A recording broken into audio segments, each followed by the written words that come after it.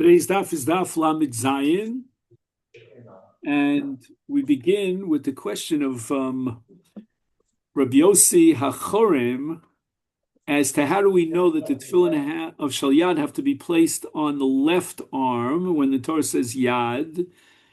And Rabbi Yossi tried to derive this, if you recall, from yesterday's discussion, from a pasuk with regard to Yaakov Avinu, and he placed his arm on the head of Ephraim. He placed his right arm on the red. Vayar Yosef ki yoshis of Yad Yamino. So you see that the word Yad means Yamin, and the Chachamim, the Tanakama, rejects Rabbi Yossi's derivation because Adarabba, it doesn't mean that the word Yad means Yad Yamin. It's only because the Torah added and described the Yad as Yad Yamino. That's what makes it into Yad Yamin. But Yad Stama, lo Ikri. But if the Torah used the word Yad without adding the word Yamin, we don't know whether or not that Yad is referring to the right arm. So it could be that said the Chachamim, on the contrary, let's come to the conclusion that when it says Yad without adding the word Yamin, then the word Yad means the left hand. And the unspecified Yad in the pasuk by Tefillin refers to the left arm. And now we start today's daf with Rabbi Nosson Omer, which is 4 lines down from the top. Eino tzarech. I don't need the Tanakama's proof from the fact that the Torah added the word Yamino to Yad to establish that Yad means Yad small, but rather I'm going to prove that Yad means Yad small because Hareu Omer Kshartem Uksavtem. There's a hekesh here between Kshira and Ksiva. Ma Ksiva biyamin. Generally speaking, people write with their right hand. And therefore, when the Torah says, Uksavtem al mezuz beisef v'shrecha, that you write a mezuzah, it means you write it with your right hand. And the Torah says, Ukshartem, in the same context, is af kshira biyamin. Kshira also means that you use your right hand to tie down the tefillin. Now, if you're tying down your tefillin with your right hand, it's very difficult to imagine that you can use your right hand to put your tefillin on your right arm. It must be that if you're donning your tefillin and winding your tefillin with your right hand, because that we derive from the hekesh to ksiva, then the hanocha, the place where you put the tefillin, must be on the left arm. Now we go back to Rabbi Yossi HaChorem. He had rejected the Tanakama who proved that Stam Yad is Yad small from the fact that the Torah added the word Yamino to describe Yad. Is Hanocha de B'smol Minolet. We're stuck with a problem. How do we know, according to Rabbi Yossi, that the tefillin have to be put on the left arm? And the Gemara is going to invoke now a derivation of Rabbi Nosson. But just before we do that, let's just review what we know about Rabbi Yossi HaChorem. He said that Yamin, that the word Yad could also refer to Yamin. He was not impressed by the fact that the Torah added the word Yamin, implying that Yad itself would be small, but rather Yad means Yamin. So if Yad means Yamin, how do we know that the tefillin should be worn on the left arm? Nafkale mehechad nafkale Rabbi Nosson. It must be that he derived it from Rabbi Nosson, who had, if you recall, an equation between ksiva and kshira. That just like ksiva, you write with your right hand, so too kshira, you tie the tefillin down and bind them to your body with your right hand, which means that it's got to be on the left arm. Rav Ashi is going to offer another possible source from which we derive that the tefillin have to be put on your left arm, as we'll see in just a minute. But first, let's point out that according to Rabbi Nosson, we're deriving the conclusion about where to put your tefillin from ksiva, from where you write. So what would be, according to Rabbi Nassan, if you write with your left hand? And it could be that, therefore, according to Rabbi Nassan, if you write with your left hand, then you should be putting your tefillin on your right hand. And this is a big deal in the poskim. You have people who are, generally speaking, let's say they use their left hand, but for writing, they use their right hand. And some poskim will say that if he writes with his right hand, even though he does all his other activities with his left hand, he will be putting his tefillin on the left hand because the yad now for him is the yad yamin, because that's the yad of ksiva, and we have an equation between kshira and ksiva. In any event, Rav Ashi Omar mi yodcha ksiv behei. In other words, according to Rav Ashi, we're going to derive it from the fact that it says yodcha, and yodcha means yad keha. So what we do is we make this into what's called a notrikon. A notrikon means where we take letters of a word and they form the beginning of a word. So yad is the yud dalid, and chaf he means keha, and keha is the weaker arm, which in this case is the left arm. According to Rav Ashi, it would seem that the determining factor is not what hand you write with, but rather what hand you use for most of your activities. So even if you happen to write with your right hand, but you do all your activities, let's say you throw a ball, you throw it with your left hand, then in such a case, your right hand becomes yad keha. It becomes the weaker hand, even though you do writing with your right hand, and therefore you'd put your tefillin on your right arm.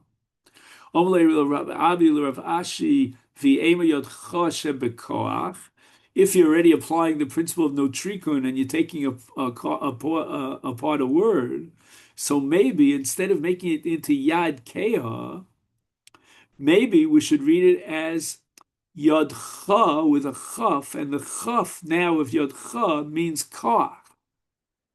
So what we do is we take the chaf of yadcha and we make it into yad chaf, and the chaf is koach, because we have the chaf from yadcha, the chaf of yadcha, and the chaf refers to koach.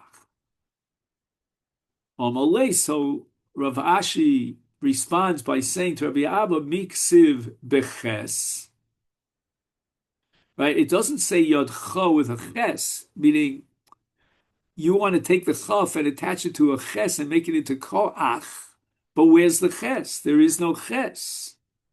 So therefore, you can't tell me that, the notrikun here is yad koach, which would mean that you put it on your weaker arm, ketanoi, and at the end of the day, the machlokas here as to how we derive the conclusion that you need to put your tefillin on your left hand is machlokas tanoim, which is recorded here in the Brisa, and the Brisa records machlokas between the Tanakama and Acherim, which is generally speaking assuming to be Reb Meir, and the first shita, which is that of the Tanakama, is Yodcha Behei Zu Small.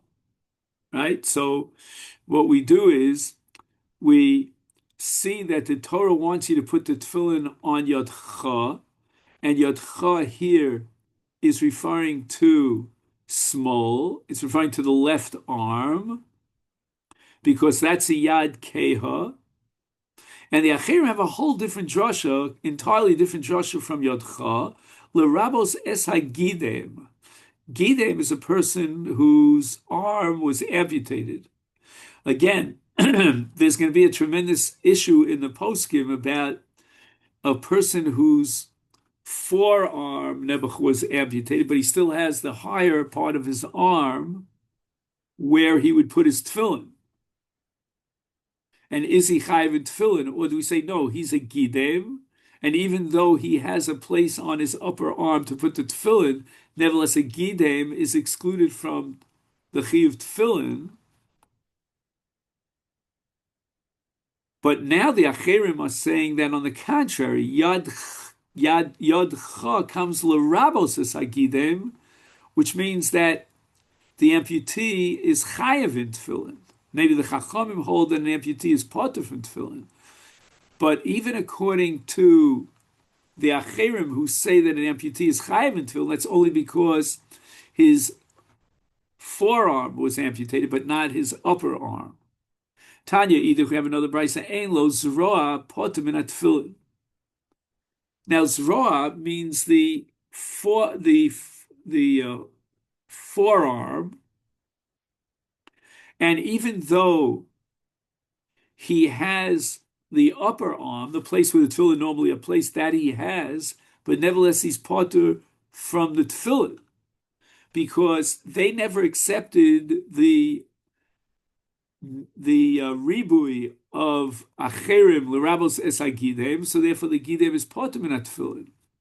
But acherim omer, as we saw before, yadcha l'rabos agidem, because again the acherim don't need the drasha of yadcha to teach me yad small. So therefore the yadcha is free, and we're going to use that free yadcha as a biblical exegesis to include even a gidem. But the Tanakama who needs yadcha for small, he doesn't have the license to derive a ribui for a gidem. And therefore a gidem is potter min tefillin, even though he has the upper part of his arm. And there are more paskins in Shulchan Aruch that in such a case where he has the upper part of his arm, he should go ahead and wear tefillin because of Rabbi Meir's shita that l'rabos hagidem. But because the Chachamim seem to assume that a gidem, even though he has a place on his arm to put tefillin, is potter min tefillin, therefore he should not make a bracha. Ton Rabbanon. I don't know if the name Ari Spitz means anything to you. No? His grandfather is a very famous dermatologist, Goldenhirsch. Anyway, Ari Spitz in the war on October 7th, not on October 7th itself, but in the war, he lost a leg, he lost an arm, and he was left with only a small part of his arm, one arm. And the question was, he wrote it to Rav Osher Zelig-Weiss whether he has to wear tefillin or not. Anyway, Tana Rabbanon, iter meniach tefillin biyamino.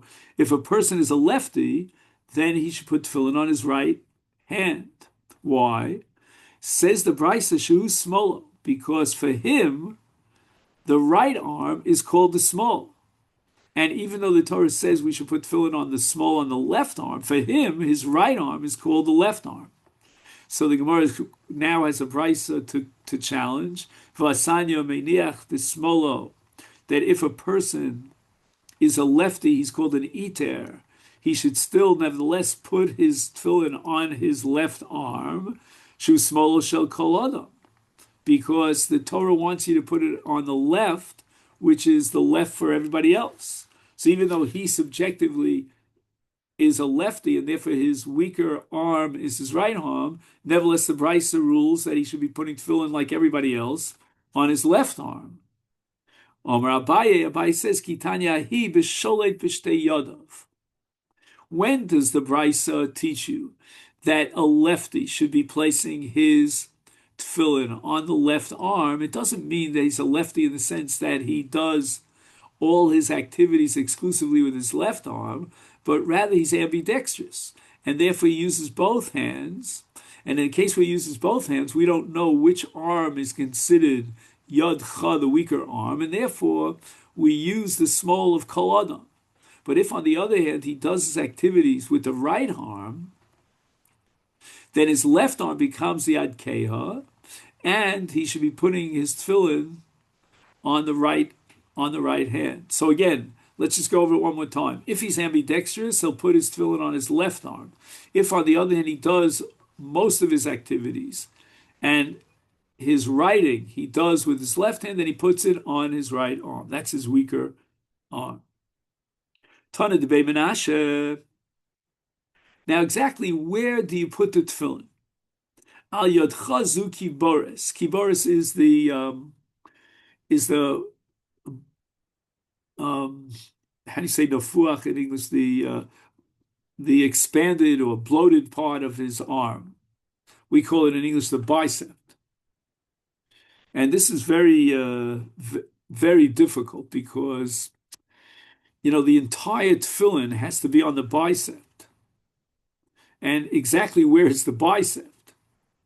Because if you measure from the shoulder to your elbow, there's the upper part and the lower part with the bicep in the middle. So let's say, again, I have a short arm, but let's say somebody has a gigantic arm and the bicep expands quite a bit. The question is, where should he put his tefillin? On the upper bicep or the lower bicep, closer to the elbow, closer to the shoulder? Where should he put it? And this is so difficult to figure out because the entire tefillin has to be on the kiboris, which means even the titura of the tefillin, that part that juts out, that also has to be on the kiboris. Now, in a case like mine, where the kiboris is, relatively limited in size, to get the entire tefillin, like Lubavitchers, I don't know if you know this, wear very large tefillin and kol hakavod, but it's the Mishnah Berurah writes you should not buy large tefillin because it's very difficult, especially if you're a short guy, to get the entire tefillin on the bicep. And not only that, we don't know which part of the bicep, whether it's the upper part of the bicep or the lower part of the bicep. Anyway, Beinechazu Kodkod. Where do you put the tefillin shel rosh? It's up here on the Kodkod. We'll see exactly what the Kodkod is. And Heicha. So where is the Kodkod? Amri debei Rabbi Yanai, Mokum shemocho shel tinok rofef. A very, very famous statement in the Gemara. Everybody knows this. There's a place on the head, and you could easily identify it with a child, a newborn baby, which is very soft. So it's on the skull, but it's a soft upper, facing towards the face part of the skull. And boy minei plimo mi Rebbe, this is a very famous Gemara. Mi sheyesh lo shnei rashim. I don't know if he's referring to Siamese twins, but in any event, be'ez mehem miniach tefillin. On which of the two heads should he put tefillin? Is there a way of determining that? So the Shita Mekubetzes here in Menachos quotes a case of Shlomo HaMelech, that Shlomo HaMelech was asked about a baby with two heads. And he determined with his chachma which head is the main head, or are both heads main heads. So what he did was he dropped a drop of boiling hot water on one head and waited to see if the other head would scream, meaning did they have a common neurological system? And if they shared one neurological system, he said they considered one. And the nafkamina would be that he only puts tefillin on one head, and then you have to determine which is the main head. The other sort of like attached. There's a whole shaila in Rabbi Moshe Feinstein's tshuva is very famous about separating the two heads, which in effect is murder because you're going to kill one of the two, and which one do you kill? Very complicated because both of them can't survive. They're both, taking whatever it is from the other one. And Shlomo Melch decided that if they would both scream, they're one, and if only one of them screamed, then they're two different personalities, and they require two pairs of tefillin. And as we'll soon see in the case of Pidyon Abed, if it's a Bechar, they have to give 10 sloim to the Kohen, 5 sloim for each person, because they're two different persons, because one didn't scream when the other one would, had this hot water on his skull.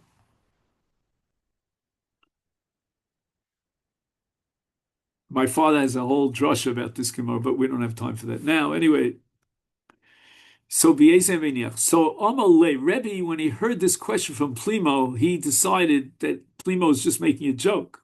Rebbe couldn't believe that there was such a thing as a baby born with two heads. And therefore he turns to Plimo and he says, "O kum goli, oh go out to exile, pack your bags for making fun of us. Oh kabalecha shamtin, or we'll put you into some sort of excommunication, a nidui." And nidui is whenever you make fun of the chachamim. Adahachi, in the meantime, until this whole discussion came to some conclusion, also who Gavra, men came in to ask Rebbe, Isyal Yaduka Disley Ras, I had a baby with two heads. The Kama Boin Lamesa the Kohen. Do I have to give 5 slime to the Kohen or 10 slime to the Kohen? Also who Saba, and a certain elderly gentleman came in. Tunnele, he told Rebbe, Chayev Liting Lo Eser Slime, that he's got to give to the Kohen 10 slime. We view this as two different bodies, two different personalities. Any effect Gemara for Hatani Rami Bar Chama. This next piece of Gemara is very difficult to understand logically. Anyway, mitoch shenever padosif des b'char ha'adam shemani afilu nitraf b'toch shloshin. What happens? And now we're going to interpret this Gemara according to Rashi. But I have to tell you up front, it's almost impossible to figure out this Gemara according to Rashi. Rashi learns that Nitraf means he was murdered.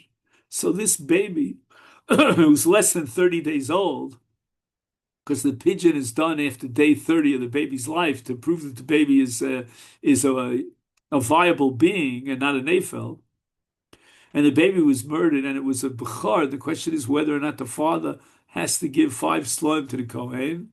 Talmud Lomar, and we're going to learn from a drasha what is the halacha in the case, again according to Rashi, where the baby was killed before it reached its 30th day.